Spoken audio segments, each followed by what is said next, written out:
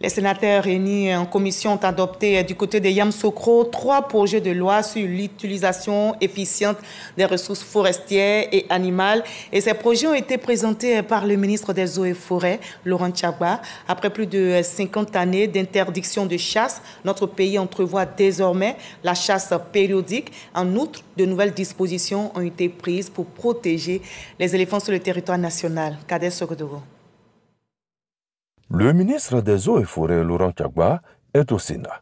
Il soumet, au nom du président de la République, 3 projets de loi relatifs à la protection de la flore et de la faune, à la Commission de la recherche, de la science, de la technologie et de l'environnement. S'appuyant sur la loi de 1965, un arrêté pris en 1974 consacrait la fermeture de la chasse en Côte d'Ivoire.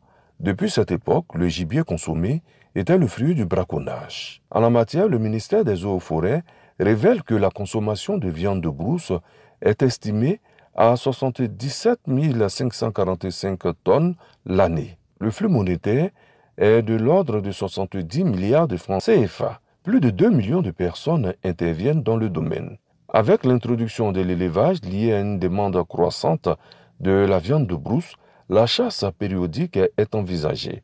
Il y aura des périodes où la chasse sera ouverte et une fois que la période de chasse sera terminée, la chasse sera fermée pour permettre aux animaux de se reproduire.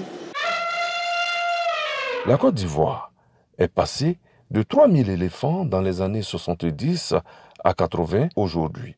Le pays veut protéger son emblème en garantissant la survie des éléphants à travers des dispositions légales. Nous avons proposé que de manière spécifique, une loi soit faite pour pouvoir protéger notre symbole et faire en sorte que des dispositions soient prises et que les populations soient sensibilisées suffisamment pour apporter une attention particulière aux éléphants.